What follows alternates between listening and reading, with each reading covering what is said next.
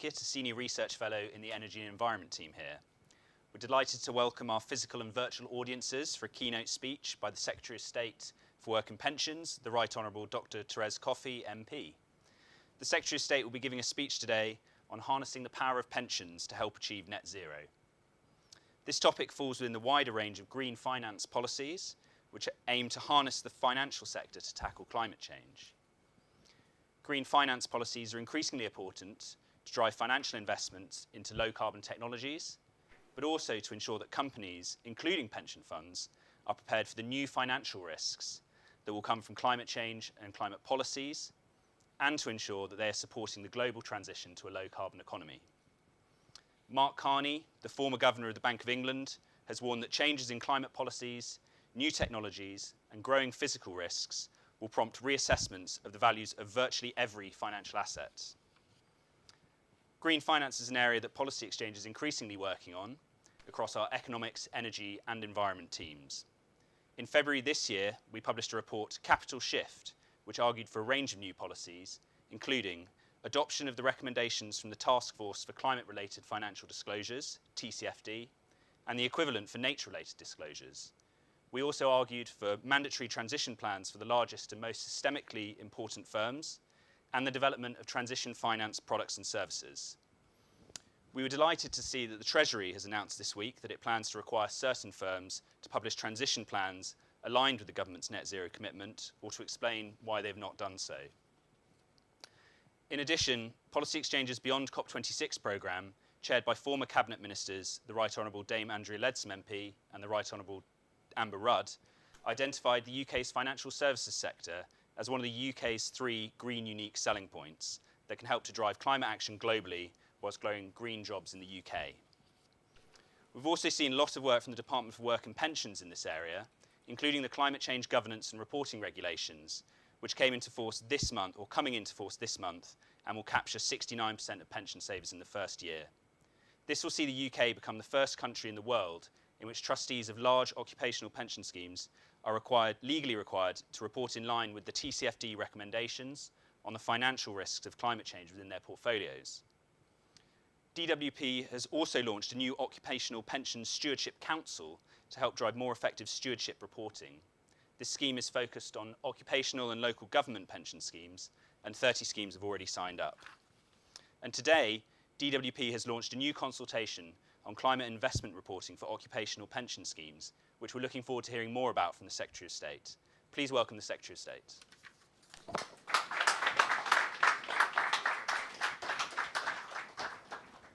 Well, thank you, Ed, for that introduction, and it's great to be here at Policy Exchange today, physically, but also with people on the internet as well.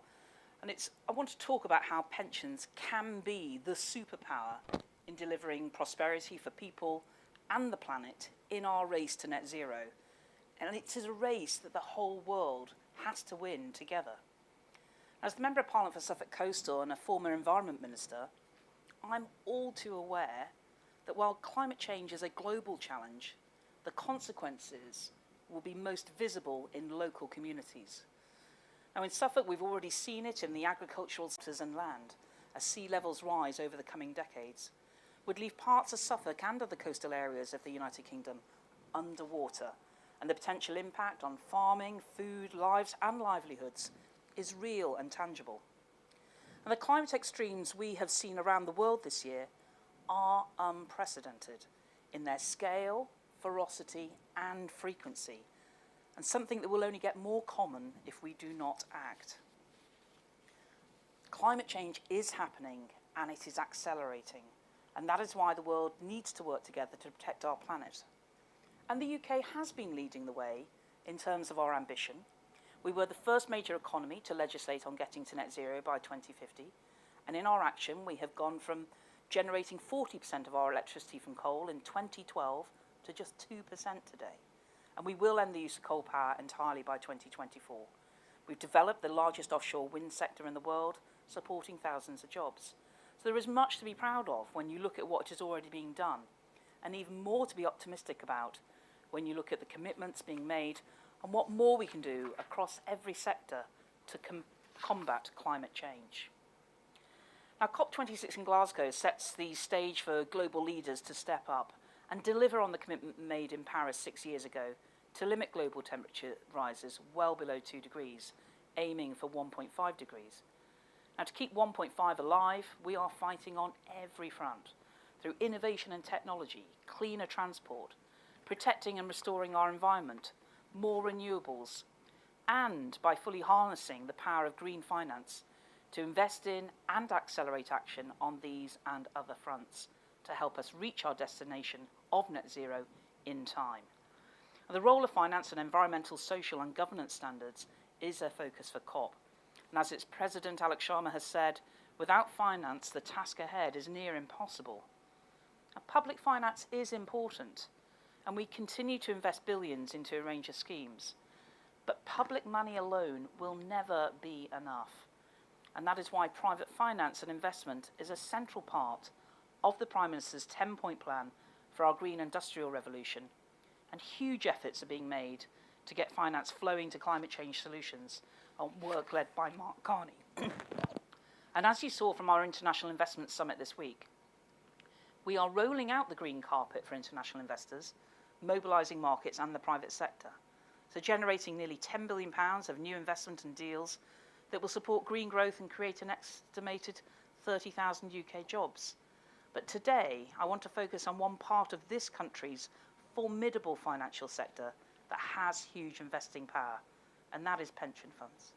And the opportunities there are for greener pensions and how they can help us reach net zero. Pensions provide millions of people with a secure financial footing for later life.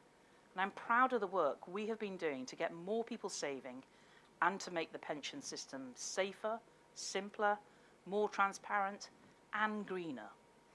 Over 10 million more people are now saving for their retirement thanks to automatic enrolment, and they are saving more with contribution rates having risen to 8%. We've created a new type of pension scheme, collective defined contribution. We are progressing our pension dashboards, and through the recent Pension Schemes Act, we have introduced a range of new duties for those involved in running pension schemes, as well as created new powers to protect pension savers. And I really want to take this opportunity to thank Pensions Minister Guy Opperman, who's here today, for his diligent work and commitment to improving the pension sector. He really has done a tremendous job. Now, pensions is a sector that has a massive part to play in helping the UK get to net zero. And across the industry, there has been leadership and important progress made. Around 85% of defined contribution pension savers are in a scheme with net zero target. And 6 of the top 10 defined benefit schemes with total assets over £250 billion have made net zero commitments. Now, this is a vast improvement even from just 12 months ago. And it is fantastic to see the likes of Nest, which covers a third of the UK's workforce, committing £250 million to renewable projects, including solar and onshore wind in the UK and Europe. But we need to go further to harness the full power of pensions, to get savings for the future, truly shaping our green future and those of generations to come. If you put all of the UK's occupational pension schemes together, their combined total assets come to nearly £2 trillion, a figure boosted by the continuing success of automatic enrolment. And that makes the trustees of pension schemes, who we entrust with our savings, the largest single group of institutional investors in the UK, with significant influence over the flow of investments in the economy. And look beyond the value of UK pension schemes, and you are talking about tens of trillions of pounds of pension fund investment globally. And with the capital clout to drive investment in things like green infrastructure and technology, pension schemes can become a superpower in the fight against climate change. At the same time, they are also vulnerable. They are exposed to the systemic financial risk inherent in our transition to a net zero economy. And that is why we've been helping pension funds mobilise so they are both better protected from and can play their part in tackling climate change. Now, we know that savers care about where their retirement savings are invested, with one survey showing that 70% of pension scheme members are interested in responsible investments that can make a positive difference to the planet. As well as being inspired to take action, investors also need to be informed. And that is why we are helping arm scheme members with the right information so they can get a better, more informed view of how green their scheme's climate credentials really are. This month, we are the first country in the world to legally require trustees to assess and publish the financial risks of climate change within their portfolios. This is in line with recommendations from the Task Force on Climate-Related Financial Disclosures, TCFD, which was set up in 2015 to improve and increase reporting of climate-related financial information. Now, for the first time, trustees are being held to account publicly by putting climate risks and opportunities at the heart of their governance and decision-making processes, and crucially, through the requirement to publish. This gives members the information they need to ask questions, challenge, and make their views known. We had previously said we would consult on a further reporting metric, alignment with the Paris Agreement. And just last week, TCFD provided updated guidance recommending financial institutions describe the extent to which the assets they own are aligned with the Paris Agreement. Now, with the ink still drying on that recommendation, I can announce another climate first for UK pensions. We are today setting out how we expect pension schemes to measure and report on how their investments align with the Paris Agreement. As the defining climate document of our time, it is on achieving 1.5 degrees that we will be judged. And to turn the words in the Paris Agreement into practical action, we need to embed it into every part of our lives, including our pensions. This new metric will be a powerful method for communicating in a simple and straightforward way a scheme's progress in managing the transition to net zero and how exposed member savings are to risks relating to climate change. Together with our proposed introduction of new standards that will require businesses to report on their environmental impact, we are putting sustainability at the heart of investment decisions that will boost the economy, protect the planet, and support our transition to net zero. Now, I understand this is yet another ask of trustees, and it follows a busy period of wider reform and change. And I want to thank them for showing great leadership and for engaging constructively to make pensions safer, better and greener. But let us be clear, managing the transition is not just about regulation and box ticking. Done well, stewardship of pension schemes, that's active and engaged management and oversight of the scheme's assets, is crucial to securing good outcomes for hard-working pension savers, putting money away into their pension pots for the future and the future of the planet too. As a hugely powerful tool in the industry's response to the climate crisis and building on the recommendations of the Task Force on Pension Scheme Voting Implementation, which DWP established in December last year, we are also consulting on new guidance around trustee stewardship activities. This will help support trustees to monitor, engage, and where necessary, intervene on issues like climate change that may affect the value of investments. Pensions may not always be at the forefront of our minds, but the changes we have made over the last decade have been hugely positive in helping people save.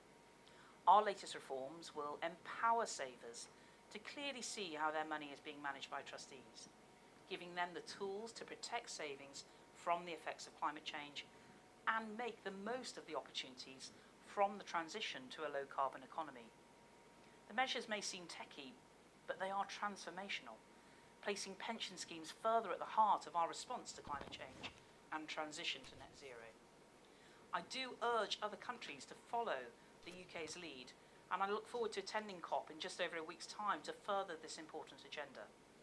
The more pension scheme trustees invest in, seize, and promote green opportunities, they reduce climate risk in their portfolios and further harness the productive power of pension funds, helping propel us towards net zero and our greener, more sustainable future, a future that will safeguard people, our planet, and deliver prosperity.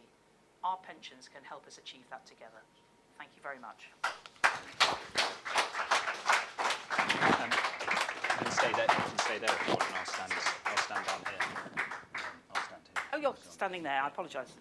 Thought we were doing a swap over. Right. Can everyone hear me? Okay, so the Secretary of State has very kindly agreed to take questions from both our physical and virtual audiences. So For those online, if you could raise your virtual hands, and for those in the room, if you could raise your physical hands. So the rules here, just your name, state your name and organisation, then ask a short question, and you can ask any question you like. Yes, the chap here sitting down, thank you. I'm Neil Scarth from Frost Consulting. We work with asset managers on ESG issues. I just wanted to bring the Minister's attention to what is potentially a very big risk in this whole process, and that is as a result of MiFID II, asset managers who manage money on behalf of pension funds, obviously, have to fund both fundamental research and ESG inputs, including data and stewardship out of their own profit and loss accounts. And this means that the ongoing effort to engage companies to get them towards the appropriate behavior is contingent on asset manager profitability, which in turn is a function of the level of financial markets. So it means that there's a huge duration mismatch between financing carbon neutrality in 2050 with asset manager profitability, which is basically figured out quarterly. And the irony is that pension funds have durations. Is there just a short question? Pension funds have durations that match very well with the long-term requirements of climate change objectives, but they're not contributing to this because they're making it all, basically making asset managers pay for it all. So the risk is, if there's a bear market between now and 2050, we're in big trouble. So there are simple solutions, and it's very similar to your discussion about lifting the pension cap to encourage them to invest in a longer-term project. So I just would say, happy to have a conversation about how we can solve this problem. Well, thank you for sharing that insight and perspective, recognising, as you say, that pension funds take a long term, and I think you're suggesting that asset managers are measured quarterly almost. I would hope, I'm sure that people tend to have a slightly more longer-term relationship with people who are managing assets on their behalf rather than just perhaps trying to transfer every quarter. But it's important, you've referred to the pension cap. I want to make clear, we want to protect savers, and that's why earlier this year we said that we wouldn't be changing the element that we have on charge cap. The Minister gave that in the response there. But I'm conscious of what you've said, and I'm sure we can follow up accordingly on what you think could be some simple solutions to address that. But at the forefront of this is about protecting savers from unnecessary charges, for sure. Great. Okay, could you just move your microphone up? Oh, sorry, we're just sorry. getting interference. I wonder if I could just ask... Probably easier to shift the scarf. I just want to ask my own question, actually. So you said these changes are techie, but potentially transformational. So a lot of the transition to net zero, we think about wind turbines, we think about electric cars and things like that. I'm just wondering, what do you think the balance is between those sort of big things that you can feel and touch, and also these sort of more techie regulatory measures that you've announced today? Well, if people go around the coast, I'm in my constituency pretty much every weekend. You can see the wind farms. I can see nuclear power already there as well. And so they are very visible, very tangible elements. And of course, they bring great jobs as well. I think the reason why I call regulation techie, a lot of it is, but what it's doing is basically putting in place a way to try and help trustees, which is, let's be candid, is a tough job being a trustee of a pension scheme. There's a lot of responsibility for the savers that you're there to represent. And we want to make it as straightforward as possible for people to recognise how they can, not only for their members to be informed, but also how trustees can constructively understand how their investment choices, their decisions, their asset strategy approach is going to make a difference on achieving the transition to net zero. So that's why, as I say, it may come across a bit techie reading the words of a statutory instrument. I appreciate it's not everybody's weekend reading, but nevertheless, I think the outcomes from that will make life a lot more straightforward for both trustees and members. Great. Okay, do we have another question in the room here? Yes, here, sir. Name and organisation, please. And please do raise your virtual hands if you're on Zoom. Hi, Tony Diver from the Daily Telegraph. I'm interested in this idea about savers caring about where their money is invested. It seems like under this policy, we'd be asking members to sort of essentially lobby trustees to divert from their current strategy, which is about maximising return, and look at pursuing what is essentially a political goal. I'm just wondering, in your research about what members think about the way their money is invested, what assessment you've done of whether or not people care more about net zero by 2050 than they do about maximising the return that they get from their pensions, and whether or not you realistically think that people are going to be putting this pressure on trustees? Well, I think you're actually trying to put forward a suggestion that the two outcomes are mutually exclusive, and they're not. The trustees do have a fiduciary duty, and we're not trying to trample all over that. But the risks are real, about that long-term investment which is needed in thinking of your pension fund and whether it can still pay out in the future. And that's why it's a case of, I know as a government we have been saying we're not here just to run divestment campaigns. We're here about making sure we have a pensions assets there for the benefit of the savers over that longer term, and at the same time recognising the risk of climate and bringing the two together, I think is a sensible approach to unlock as I say, the superpower of pension funds to achieve that. So for members, of course, can have a lot of choices. We know, I think, as I may have articulated, within defined contribution pension savers, 85% of them are in a pension with a net zero scheme, so they are voting with their feet already.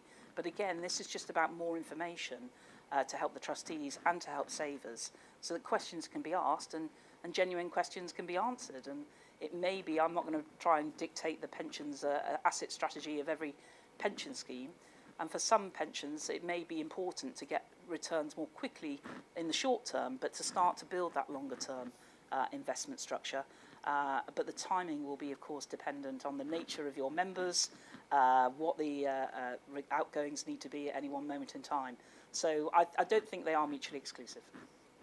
I think they're actually necessarily inclusive. And I wonder if I could ask another question. So if we push trustees to investing into green assets potentially too quickly before the projects are actually available, there is this risk potentially of a green bubble in terms of the assets. Do you think the measures that you have in place at the moment and also the measures you set out today will strike that balance between getting good returns but also making sure that we're going to be aligned with net zero by 2050?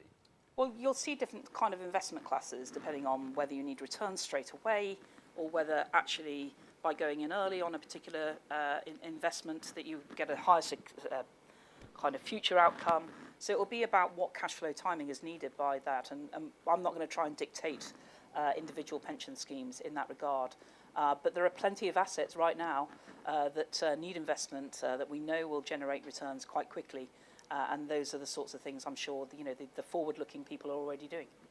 Great. Okay, we have a virtual question from Jane Lenny. Jane, can you hear us?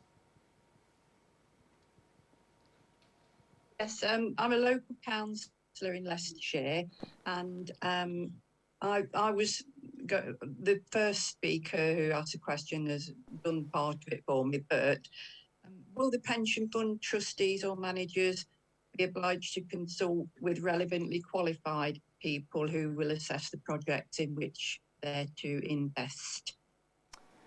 I think it's more about the requirements will be there about them reporting and doing the assessment. I'm not sure we're specifying exactly who they need to do that with, but I'm sure that's one of the reasons on the consultation where we're setting out our proposals, that some of those details can be considered by the industry, by people like yourself, Councillor Lenny, in order to think about how your local government pension scheme that you're probably one of a big partnership in can consider how they address that. So I'm sure more details will come out once we have had the consultation.